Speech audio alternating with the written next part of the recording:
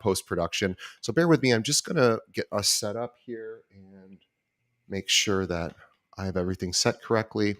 And bear with me just a sec. Got to wait for it to start streaming on Instagram, and then I can go live. I hope I did it right. Let's see. Yep, there we are. Cool.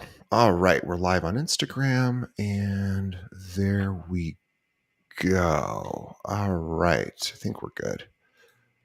Okay. All right, here we go.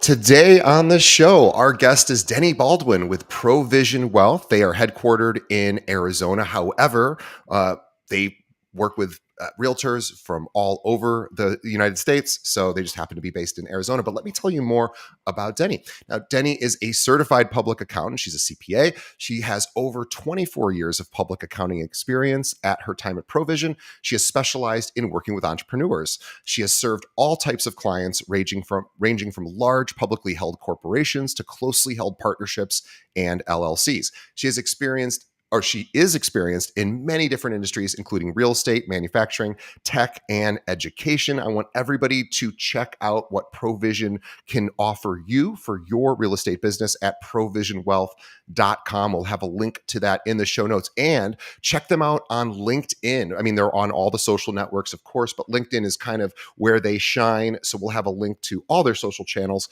in the show notes, but provisionwealth.com is where you go to learn more. Deni, welcome to the show. Thank you very much. Well, I am excited to talk to you, and it's fun because normally tax stuff maybe is a bit dry, but it's not dry for me because it actually is a nice break from normally what we do on the show, which is just talk to top producers and say, how'd you build your business? And that's really fun, but it's nice once in a while to also say, hey, by the way, while you're building your business, all of our listeners, what are some of the best strategies to not pay more in taxes than you ought to, and maybe even some ways to save or at least be more efficient in your finances? So we're excited to have this chat, but let's start with you. Were you always wanting to be an accountant? How'd you get into being a CPA? It's probably not the most exciting career out there, but I knew from the time I was very young that I wanted to be an accountant. Oh my gosh. Says nobody ever. Nobody ever. Agree. So one time I was young, I was probably 7, and I went to my grandma's accountant with her, right? We walked in, tax season, I didn't know, but I walked into this office, and the funniest thing is there's this plush maroon carpet, right? And the office is like gorgeous. And this is in the late 80s, early 90s, let's say. And I'm just like, wow, this must be a good profession. You must make a lot of money. This place is really cool, And I mean, that kind of sticks in the back of my mind. But in high school, I specialized and took a lot of business classes and that type of thing. And just the numbers really were fun to me, and they made sense. So I just kind of stumbled upon it. And I actually worked at a small CPA firm in high school. That same CPA firm. Oh my gosh. Oh, that is wild. So that's amazing. And too, I was thinking about my own accountant who I like very much. I'm not sure she wanted to be an accountant at 8 years old. But if I were to choose an accountant, if I didn't have one, I would want one that was like I knew from the age of 7 or 8. I mean, it sounds silly, but it really is kind of a neat thing. And I'm glad that you're in this industry. Most young women or girls want to be ballerinas or astronauts or whatever, princesses. And I like that you were more business minded, and here you are all these years later, and obviously providing tremendous value to people. So we all, taxes are one of those things where none of us really like to do it, or at least I shouldn't speak for everyone. I don't like to do it, but I certainly appreciate a good CPA who can do a lot of it for me and tell me, oh, you should do something this way as opposed to that way. And that's our intention on the show. By the way, I want to make a quick disclaimer. We meaning the royal we of the people who put this podcast together. We are not tax specialists like Deni. So take everything that Deni talks about today with as entertainment. do not take it as specific tax advice. Your situation may be very different, and go get your own advice from a registered CPA. Or if you don't have a CPA, please, Provision Wealth would love to talk to you. Their CPAs are amazing, like Deni. So just wanted to make that quick disclaimer. This is not tax advice, but it is a conversation about tax strategies that these top agents utilize, and maybe you could consider using as well. Okay, Deni, let's get into it.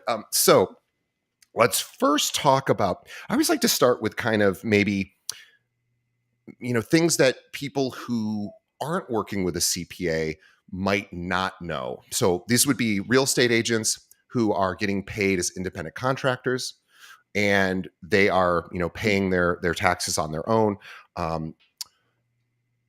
What's the difference between that and deciding and incorporating? So let's sort of talk about why somebody would consider incorporating, or maybe why they should stay as an independent contractor.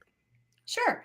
Yeah, and there's some tax reasons why, but there's also some legal reasons, right? And so I'm not an attorney, DJ's not an attorney. However, generally speaking, if you're a sole proprietor and you're just a contractor, you don't have that liability protection, right? So even if you decide to maybe create an entity but not incorporate, that will give you some sort of asset protection. So that being said, you probably need to consult with an asset protection attorney from that standpoint to make sure you're doing everything right from an asset protection standpoint, right? So I wanted to kind of start from there. Then when we talk about tax purposes, really you want to make sure that it doesn't matter either way, you're still entitled to deductions, whether or not you're a sole proprietorship, or if you have an entity of some sort, whether it be an LLC taxed as a sole proprietorship or an LLC taxed as an S corp, you're still entitled to take the same deductions. It just gives you a little bit, there's pros and cons to both. Yeah, let's go through that. So let's start with independent contractor, pros and cons. Yep.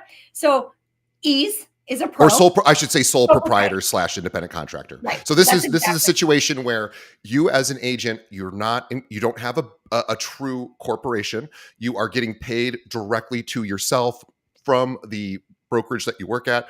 Those checks are made payable to you. Taxes are not taken out, and then you are responsible for making those payments. So, okay, just wanted to set the stage. Yep. Nope. Thank you. So really, the first reason people do it is, for one, they may not know, right? Second is it's the easiest way, right? You get the checks, you put them in your bank account, and then you have to track expenses separately, but it's easy. You don't have to file a separate tax return for that type of situation. And that's probably the easiest thing, is the pros. Okay. The cons are, you don't have the asset protection that I talked about before, having a legal entity if something were to happen. Second is that, for the most part, you don't have options in the future. You don't have the flexibility to potentially become a corporation if it's going to benefit you. And so there's really not a lot of differences between a sole proprietor and being a LLC, which is a limited liability corporate company, with you being the only member, right? There's really not a whole lot of difference. From a tax perspective, it's reported exactly the same way on your tax return. Okay. The only difference is legally, are you protected or are you not, for the most part? And that's a good point, because we should talk about being a sole proprietor and independent contractor. The idea of asset protection has to do with maybe with lawsuits, essentially, right? So what we're talking about is, you're on a showing with somebody, they slip and fall, and or maybe that's, and I don't even know if that would qualify, but let's just say somebody thought you didn't do what you were supposed to do as a real estate agent and goes to sue your business to say, hey, I think I'm owed some damages here for whatever happens. In an independent contractor relationship, that person's personal assets are at play, possibly in that scenario, correct?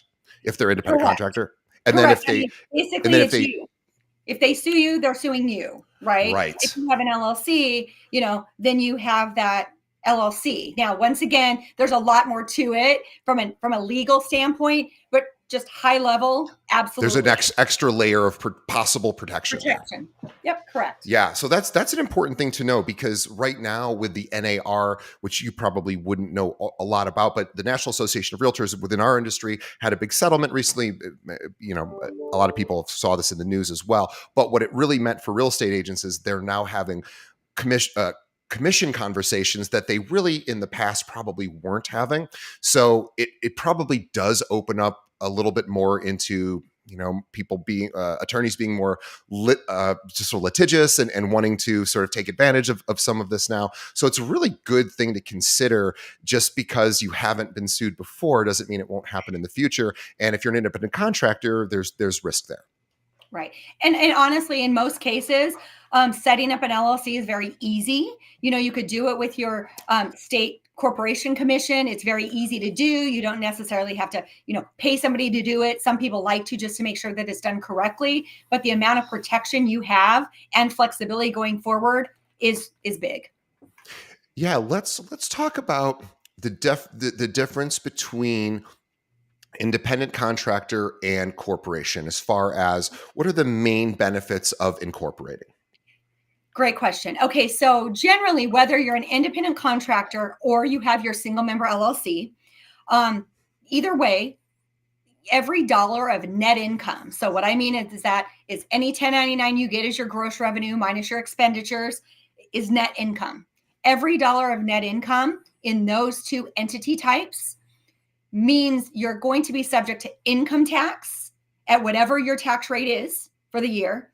However, in addition, every dollar is subject to what we call self-employment tax. And so if you're a realtor, you probably know what self-employment tax is. But for those of you that may not, let me explain. So if you are a W-2, let's say that you work for Starbucks or McDonald's. You get your W-2. And in that case, you have Social Security and Medicare withheld. But at the same token, you may not know, your employer is also matching that tax, and they're paying Social Security and Medicare on your wages as well. Okay. Well, when you look back and you are the employer and the employee, guess what? You get hit with both. So for the most part, 50,000 foot view, you're going to be paying an additional 15.3%, maybe less than that because there's some other things, but self-employment tax is very, very expensive. Yeah. And there's no way to really reduce that. There's tax deductions that could reduce net income, but self-employment tax is just in addition to. So when you have sole proprietorship or just independent contractor, you're going to be paying self-employment tax on 100%. So that tax is 15.3%.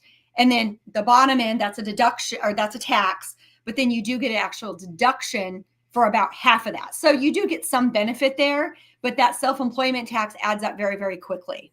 Okay. Yeah, it's amazing. $15 out of every 100. And again, you getting some of that back in deduction, which basically means you don't really get the full amount back. You get whatever the taxable amount or the tax rate is. So maybe you get 30% of it back of that, additional amount. Either way, it can add up as you said. Okay.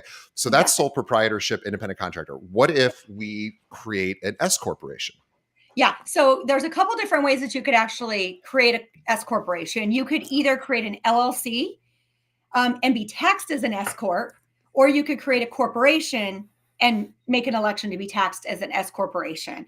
And, LLC is more flexible in a way where if you create an LLC from the beginning, if you're smaller and you don't need to make an S election in the beginning years, then fine. You have the protection of the LLC, as I mentioned, but you don't have to file a separate tax return. It just shows up on your Schedule C on your personal 1040. However, when you get big enough, where you have enough income where it makes sense to be an S corp, then it's flexible enough. You can make your S election. And then, of course, at that point, start filing an S corporation return, so on and so forth. But the difference is once you're an S corporation, that same net income is no longer subject to self-employment tax, which is fantastic. Okay. Yes. Yeah. So we're going to get there. So thank you. I want to go back one step only because I know this can be a bit heady for our listeners. So independent contractor, sole proprietorship, we've talked about sort of pros and cons. And then LLC, again, just to not, so we're not talking about S Corp yet. We're talking about just setting up an LLC. An LLC is a limited liability corporation, and that is exactly what it does. It limits possible exposure to litigation, it's basically an asset protection strategy. I know a lot of real estate agents who own investment properties tend to put those properties in LLCs for specific tax reasons. So there's that. So that's how that works. And then switching over to, okay, then why would somebody maybe move from LLC to S Corp? Yep. So really the main reason is to save on that self-employment income, because you're protected once you have an LLC of corporation of some sort, you're protected. And I do want to go back. LLC stands for limited liability company. Sorry. Yes, thank you. I said corporation. My apologies. Yes, that's correct. And so that being said, that's pretty much the main benefit. Okay. Now, that being said, you just don't want to create an LLC today and make an S election, and now you have to file an 1120S unless it's beneficial to you. Okay. So generally speaking, there's kind of a break-even point that you're making enough income that it makes sense for you to make the S election and have to go through and file a whole separate tax return. You also then at that point no longer just have to report your income and expenditures. You also then have to report your balance sheet, which is a little bit more disclosure, and it's quite a bit more work than just doing it on a Schedule C. Now, one step further, as I mentioned, being an S corporation, you're no longer subject to that self-employment tax. However, the IRS won't let you off 100% free and clear. At that point, then once you get that S acceptance from the IRS, you then have to become an employee of your own S corporation. Right. Okay. Which means you're paying unemployment tax because you are now an employee. So an S corporation essentially is, I have a corporation. If I'm the sole owner, I own this corporation, which I have one of these. Actually, I have a few of these. And I am the sole owner, and I'm also an employee. So as a result, I get a W-2, believe it or not, from my corporation. So what happens is, now for listeners, they know that I'm not a practicing realtor, but let's just assume that I am a practicing realtor because I'm actually paid very similarly to how realtors get paid. So my company, my brokerage, pays my corporation, and my corporation then pays me as an employee. I get a salary, and there's tremendous value there. Now, before we get into sort of the meat of the S corp, and I know there isn't a hard line in the sand about this, but approximately what income level might somebody start to explore, hey, it does make sense to maybe consider moving away from sole proprietorship to a corporation?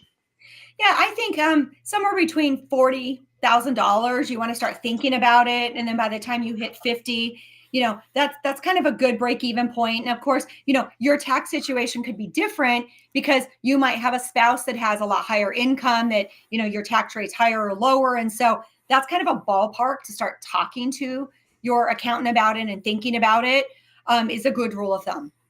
So great. Thank you for that. So basically, once you get to 40,000 or above, it's a good idea to talk to a CPA, see if it makes sense to make that transition up. And yes, and I know my accountant told me there was a year or two where it didn't make sense for me to do it, and said, don't worry, you're not there yet. Once you're, and then we got there eventually. And one of the main things that we've mentioned is you're now an employee, you get a salary, or rather you get paid in a W-2 sort of structure from your corporation. Now, that might seem confusing to you because as realtors, you're not receiving steady income that's easily able to be distributed, unless, of course, you're doing a ton of transactions. But for the rest of us, we go through peaks and valleys in our business. So this idea of having to pay myself a salary might seem daunting.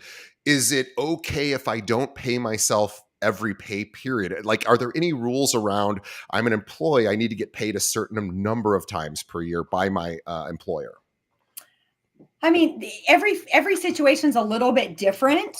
One of the guidelines, and so it really kind of depends on your circumstances, but generally, you don't want to set yourself up on a payroll in January that you end up paying yourself and creating a loss with your company, right? That doesn't make any sense. So in the IRS's eyes, they want to make sure that you're paying yourself a fair and reasonable salary for what you're doing. right? So the Right. way that I like to explain that to clients, because they don't understand what that means, right? So let me just run through quick numbers, real simple numbers.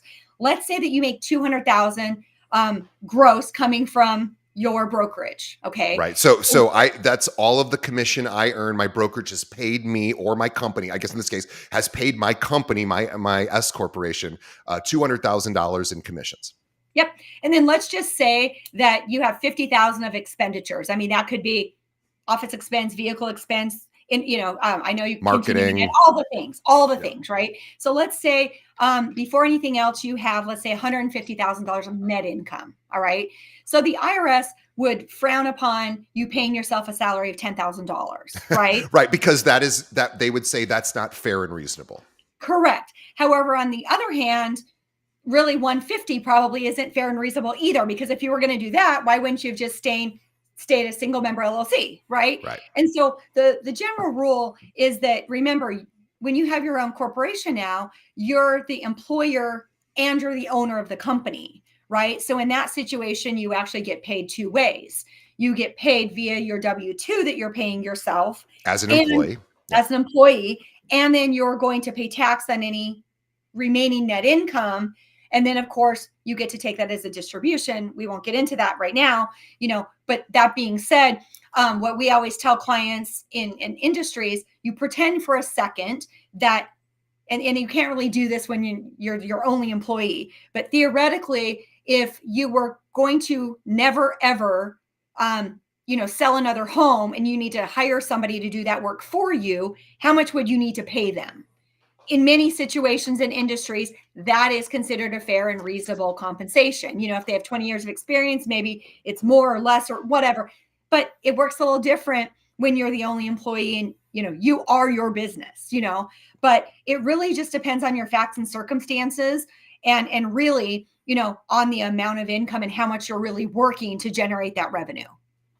Yeah. And so your CPA will help determine what they believe a fair and reasonable salary is. And it's interesting because there really are no specific guidelines from the IRS around you have to pay yourself a certain percentage of net income. Like, they don't really have that rule. It's kind of a just do it in a reasonable way and hopefully we won't audit you kind of scenario. And essentially, right, it's kind of like, let's probably err on the side of conservative just to be safe. But at the same time, what's nice about that is, so if you have a $200,000 company income, that's the amount of income you earned in your business, you have 150,000 net income after expenses, as you said. So I'm just making this number up. I know nothing about what fair and reasonable might be for 150,000, but let's just say it's 75,000. We'll just say it's half of, and maybe that's reasonable. Now you might say, well, I can't really survive on 75,000, right? In other words, my expenses are beyond that. So what does somebody do in that scenario where we think, okay, 75 seems like the right number for fair and reasonable? Your CPA will tell you. And if you're like, ooh, that doesn't really cover everything. So then what? Yep. Great question. So what you have to remember is, go back to when I said you're the employer and the employee of the company, you're the owner. So you're going to be taxed on your W-2. So if you take that 150, you're paying yourself compensation of 75, you have 75,000 left of net income after your payroll. Okay. So that is going to, once you prepare your S Corp return, you're going to receive what's called a K-1, which is, it's the S Corporation's form that tells you what your income should be when you're doing your personal return and what you pick up in income. So on your personal return, you're picking up 75,000 of W-2, and then you happen to be picking up 75,000 of business income from the S Corporation. So you're taxed on 150. Okay. Now remember, that being said, you've only been paid out the 75. So because you're paying tax on that remaining 75,000, it's in the S Corp, but you're entitled to take that out of your S Corporation anytime you want to, because you're paying tax on it. And so it's yours and you get to take it out with no additional tax consequence. And yes, so the main, so for everyone listening, you've 150,000 in this example of net income. You're paying yourself a salary, a W-2 salary of 75,000. There's an extra 75,000 now sitting in the bank for the corporation's bank account. And yes, you can make distributions to cover additional. I mean, you are the owner of the company, assumingly, and you still have access to that money. Okay, cool. I think we got through that. So, but we should also mention there's a potential negative with S corporations. We already talked about if you don't make enough money, an S corporation probably doesn't make enough sense. If the business doesn't make enough money, it probably doesn't make sense. Also, I believe, and please correct me if I'm wrong, but S corporations do not necessarily protect as well against litigation. Correct? Is that versus LLC? Well, for the most part, you have an LLC or you have a corporation, and both of them are separate legal entities. And so, honestly, I would talk to an asset protection attorney because I can't advise you. Gotcha. About, as that. And remember, LLCs are actually created via the states, right? And different states have different rules, and so there's a whole bucket of different discussion with regards to that asset protection attorneys, that's what they do. So I can't really tell you with certainty the pros and cons of all of the litigation issues. Sure. Yeah. Definitely reach out to an attorney to find out what makes the most sense. I know it seems that a lot of people with investment real estate portfolios tend to put their buildings, their real property in LLCs from some sort of protection standpoint, and then for commissions and things, real estate agents tend to use S corporations. Again, talk to your accountant and your attorney. Quick question, and I only know this because I've set up both an LLC and an S corp, at least in my state, and I don't know if this is applicable in all states. But the S corporation was much less expensive to set up than the LLC. I don't know if that's a universal thing. Oh no, I'm sorry. The S corporation was more expensive. My apologies. I had that backwards. What state was that in? Illinois. Okay, so generally each state, once again, when you create entities, you do it in each particular state. So for example, if you create an LLC in the state of California, it's $800 a year just to maintain that LLC. Oh, wow. Right? Whereas like in many other states, you set up an entity and it costs $25, $50, 75, 100, and you never pay anything. So every state is different. Now, I will tell you just from an high level, and this piggybacks on what you said, generally speaking, when you have an operating trade or business where you like real estate business, where you're earning money and you're actually doing something, providing a service, and a corporation, an S corp. And remember, you can become an S corp either through an LLC where it's very flexible, or create either way, it's taxed as an S corp. So there's legal entities. There's either sole proprietor, which gives you no protection, LLC, or corporation. Those are really the only legal ways to form a company, or a business, I should say. And then you get the choice whether you want to be a partnership in some cases, an S corp or a C corp. And that's all for tax purposes. So you're kind of splitting hairs in certain situations, depending on language. So when you're talking to either an attorney or CPA, you need to make sure you're clear on, are they talking about from a legal perspective or a tax perspective? I want to ask thank you. I want to ask just a more of a sort of outer, I don't know, maybe more of a question that people probably have heard at some point in their life, and see if this applies in this scenario. Would it ever make sense? A lot of people know that in Delaware, for example, there are some benefits to opening a business in Delaware. And is there any benefit for real estate agents to consider doing that if they don't live in Delaware, for example?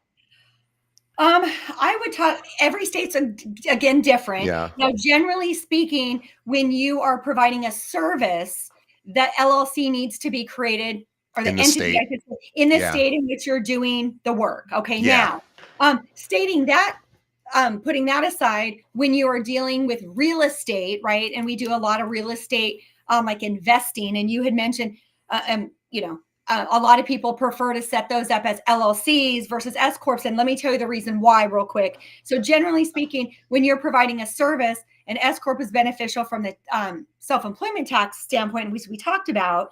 But when you actually hold what's called appreciating assets, like real estate, buildings and houses and things like that, you generally do not want those in a corporation, because if you end up wanting to refinance down the road, if there's any appreciation, the act of refinancing could trigger gain. And all you're trying to do is get out some of your money. So it's very, very important to make sure that you're consulting an accountant or CPA before putting things in entities, because once it's in, I have clients come to me all the time that have real estate in an S corporation, and they're like, well, what do I do? And I'm like, let's see how much it's appreciated. And then we make decisions based on that.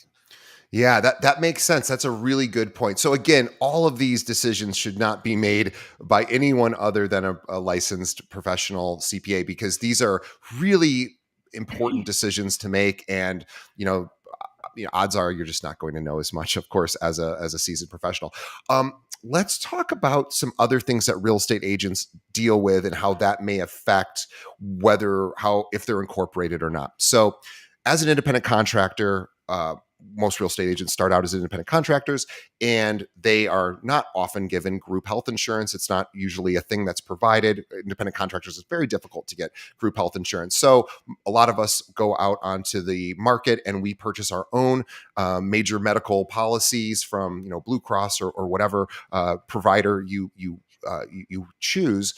And then my question is, are those premiums in an independent contractor relationship? Is there anything we can do? Sorry, an independent contractor or sole proprietor structure. Do those health insurance premiums, is there any benefit to doing that, buying my own health insurance? Is it smarter to do that? And again, I know there isn't a clear-cut answer necessarily, but in an independent or in a sole proprietor or in a corporation? Yeah. So you actually get a tax deduction via business if you purchase health insurance. Now, the IRS is very particular in the way that you have to do that. So let me give you an example. So if you're going to be an S corporation, or if you're an S corporation and you purchase health insurance, it's very specific, and there's actually an IRS write-up on this. But what they say is if you're an S corp, the policy could either be in your name or the business name, and you can pay the premiums, or the business could pay the premiums. But the key, in order to get the legitimate deduction, is that amount, let's say that it's $15,000 worth of health insurance, that amount needs to be included in your W-2. So what ends up happening is the expense actually happens at the entity level, but on your W-2, and there's certain boxes, box 1 and box 14, that need to have, I believe it's box 14, need to have that self-employed health insurance number in them. That tells your accountant when they're doing your personal return, it's included in your line 1, which just inflated your W-2 income. But box 14 tells you that you actually get a deduction offsetting that. So on your personal return, it's an in and an out, and you get the deduction on the entity. But if you don't report it that way, then the IRS could come in and disallow that deduction completely. Just by doing a couple simple things, making sure you're doing it right, you now get a deduction for $15,000. Wow. It's amazing. And there are some really fun deductions inside of S corporations that you get to do that you don't necessarily get to do as a sole proprietor, as an independent contractor, sole proprietor. For example, because you are in a corporation, there are shareholders. It might just be you, but there are shareholders. You can host shareholder meetings, and you can host those. I think they allow one a month. Don't quote me on that. I believe there's some sort of allocation there that you can do regular meetings, and you could even do parties. I think they allow a couple of parties a year as well. So there's really interesting things that you can do, because if you were a much bigger corporation, you would have these pretty intense shareholder meetings. You probably have a board of directors. You'd have other people who have a financial stake in the company, and you would need to be reporting to them on a regular basis. So these meetings make sense. Well, if you're if you're the sole owner and sole employee, you can have those meetings with yourself. Technically, again, talk to your accountant about what's reasonable and what's fair, and what the IRS won't go, well, wait a minute, there's a lot of these meetings going on when you're just a sole owner. But there are some neat deductions that will open up as a result. Is that accurate to say?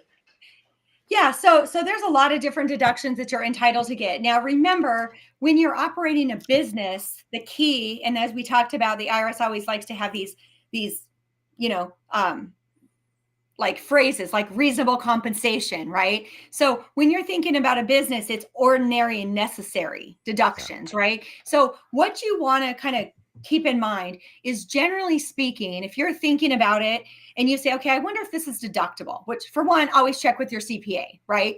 However, when you think about it and talk about it, it's like, are all the other agents out there doing the same thing? And or am I being unreasonable, right? So Right.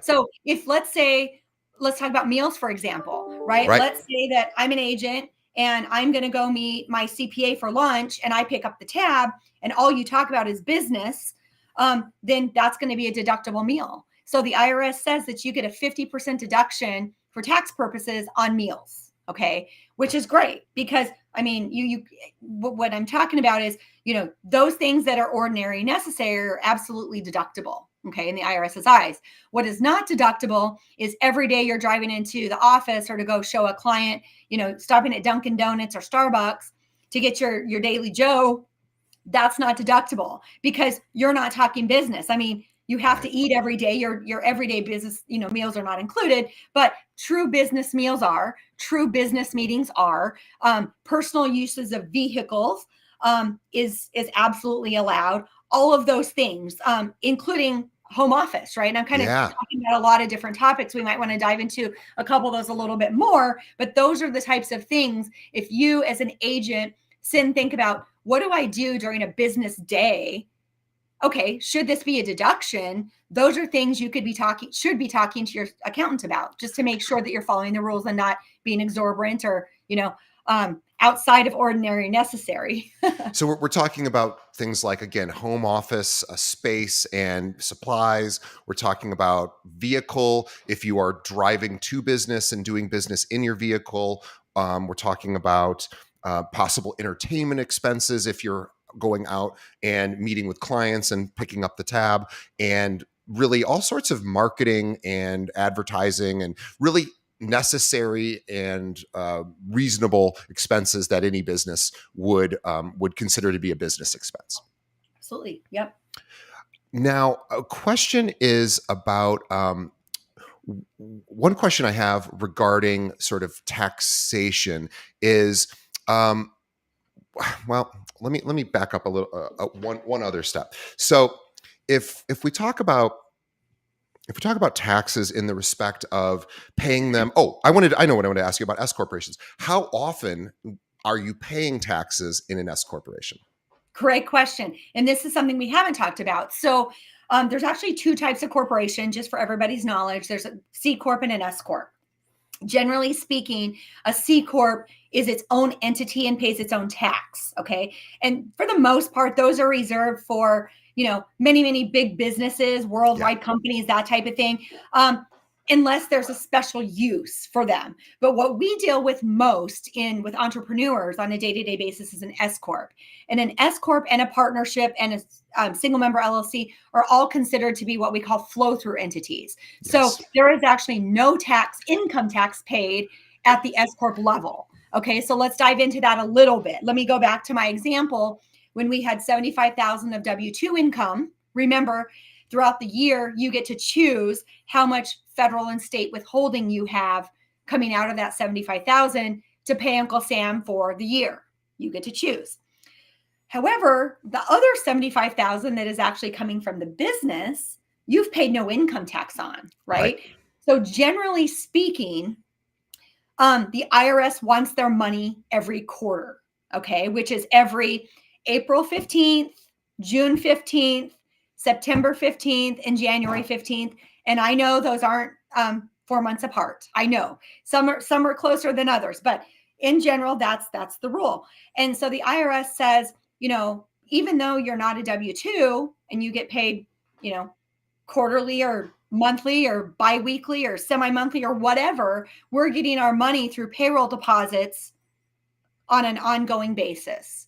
Now, we want you to pay that remaining liability quarterly. So in many cases, you can talk to your CPA. There's a couple different ways to handle it. You can either increase your W-2 withholdings to cover your estimated taxes that's coming from your income of your S corporation, or you can do a combination where you're taking withholding on the W-2, and then you're also then having them help you estimate what that tax is going to be, and you pay it quarterly.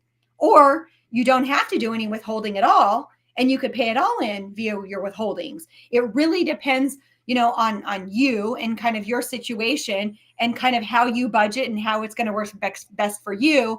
But the IRS does tell you, as long as you have paid in at least 90% of your current liability or 110% of the prior year liability, then you can go ahead, and they know you're not going to know exactly what you're making throughout the year. They know that.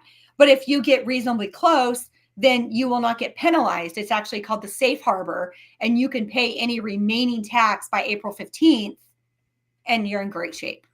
Yeah, I know for me, just to give an example, so I have an S corporation where my business, that money the business makes that does not come to my income as an employee, that we pay quarterly on to the Fed. And I also am paying my own withholding for my own personal every quarter as well. So I knock them out every quarter.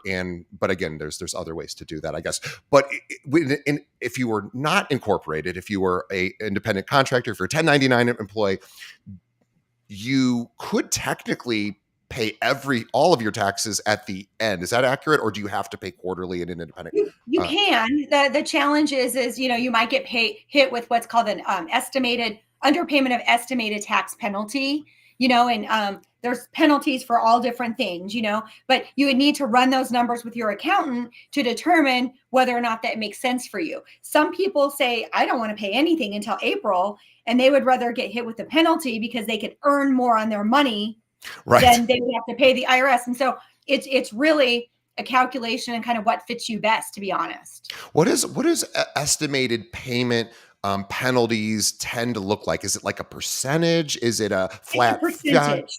Got it. It's a percentage. And I don't remember off the top of my head what it is, but it's not big. It's not big. So if you really wanted to roll the dice, you could take all of that money, invest it in something hopefully that's reasonable and safe, and then you would be earning more, hopefully, by the end of the year, and then that would actually be possibly a smarter play. But again, you'd have to be very disciplined, and you'd really have to know what you were doing, because nobody wants to get to the April 15th and go, oh, I forgot I have $30,000 in taxes. Now, here's something I do want to bring up about one of the potential, I don't want to call it a challenge, but it may be a perceived challenge, because at first, when this happened to me, I was like, oh no, I've ruined my ability to get loans. So in an S corporation, again, we'll use the example of the $200,000 going into the company. We're paying ourselves $75,000, fair and reasonable, as we believe that. And again, this is just for illustrative purposes. And so now we want to go refinance our home, or rather, we want to buy a property, a primary residence, where they're going to look at our income. Now, let's say you're buying a $500,000 property, and you're, putting down a certain percentage, but on paper, the $75,000 that you earn personally as an employee might not really be in what a lender would like to see for income for somebody buying that sort of priced property. So I know this has happened to me, where they go, oh, it doesn't look like you make very much money at all based on, what you're showing us here, your pay stubs and your tax return. So let's talk about sort of what happens in that scenario. I mean, I've been through it a number of times, but I just want to quell everybody's fears about when that happens. There are solutions to that. There are now, and of course, every lender's different. And as agents, you guys might have dealt with this with your own clients, whereas they have a financing problem. But generally, when you're dealing with the Freddie and Fannies of the world, the people who are doing all of the legwork, they're checking boxes, right? I mean, do you have a W-2? Check, check, check. If you're self-employed in any capacity, that adds a complexity factor, in my opinion. And so it becomes a little bit more challenging, and you need to make sure that the lender that you're working with understands self-employed people. And so really, they still should be considering your income coming from your S corporation. Right. Absolutely. And so it is trickier than if it was all on a W-2. But either way, whether you're self-employed 50% or 100% or whatever, it gets a little bit more complicated from a lender perspective. Yeah. So just I'll tell people my experience. So oftentimes when I'm not refinancing now because I did or actually got a loan during the wonderful times of 3% rates, and so as a result, I won't be refinancing anytime soon and probably never again on that particular property. But what I will tell you is in past properties when I have needed to refinance because the rate was cheaper, then the lender would look at my W-2 income and go, this doesn't seem like it's enough to be able to support, your current mortgage that you're paying. So but we get to include all of the assets that the company has, meaning that other, in this case, this example, the other 75,000 that's sitting in the company, because again, you're the sole owner, you have access to that money, you can take distributions. So don't worry too much when you go for loans. What I've done is just explain to lenders, here is actually, you would send in your company information. Lenders understand this. They know what S Corps are. They deal with this every single day. This is not unusual. But if you just were to send your W-2 income, they might say, this isn't enough. And the reason why you're doing an S corporation is to not pay yourself as much as you might pay yourself in other structures. So this is a very common thing. Don't worry about it too much, but talk to your lender about what they need in order to satisfy, because they're the ones putting up the risk.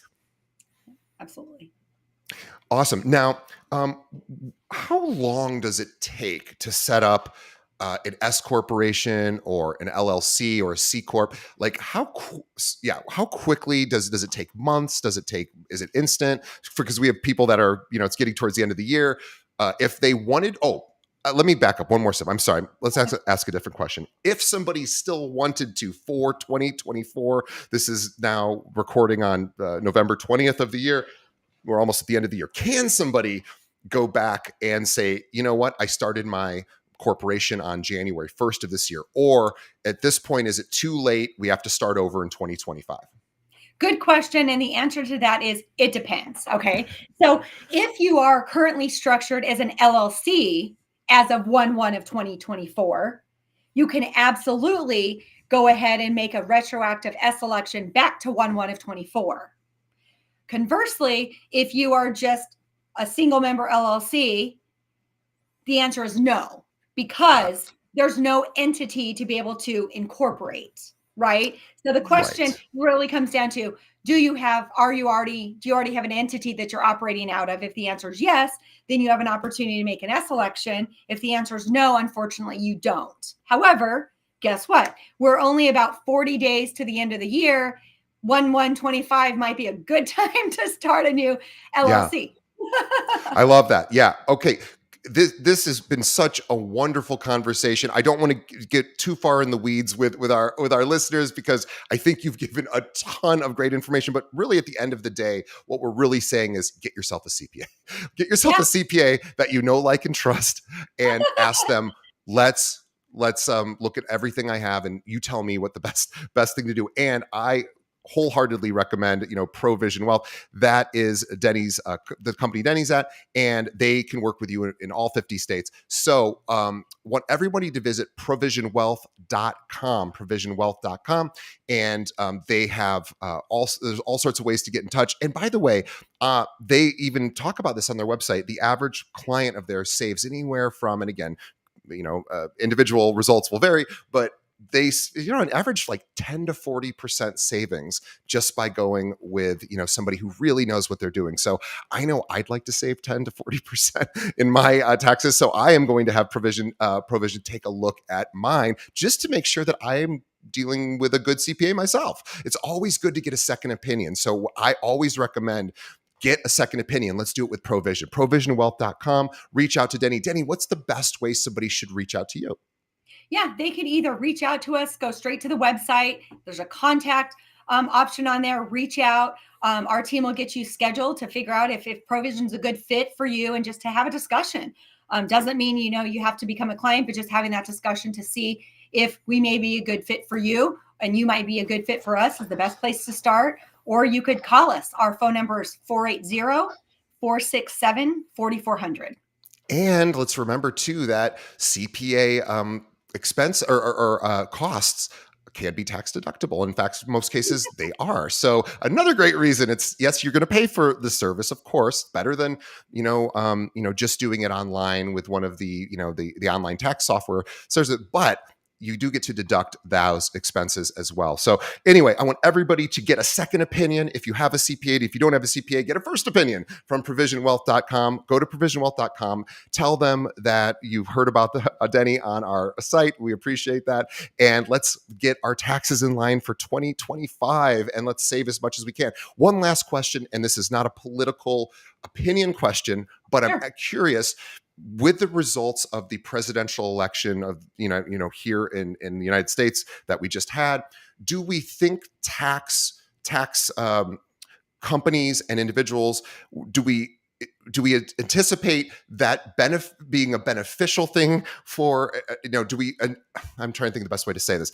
Do we think taxes are going to be more difficult for companies and individuals to pay, or do we think there'll be lesser restrictions or more benefits, with the outcome of the election? Yeah, good question. So remember the last big tax cut or tax act was really, when it came to tax rates that impacts individuals, was the Tax Cuts and Jobs Act of 2017, which, if you rewind, that was when Trump was in office during his first period. Now, that being said, so I don't think taxes are going to change much through 2024. Well, 2024 is almost over, but a lot of the things that were set back in 2017 are scheduled to sunset in 2025. So I think for 2025, they're probably going to be similar, but all bets are off 26 and future, because there's a whole lot of different priorities now, than 8 years ago, really, and so I think they're going to be revisiting some things. And I've already read some things on what they're wanting to do now that the Republicans are in control of both houses and the White House. And so that being said, they still want to make some changes. If you may or may not be aware, bonus depreciation could be a very, very beneficial thing for business owners. And that has been phasing out. And that was a result of the Tax Cuts and Jobs Act. If you get benefit here, you have to balance. So you have to take something away.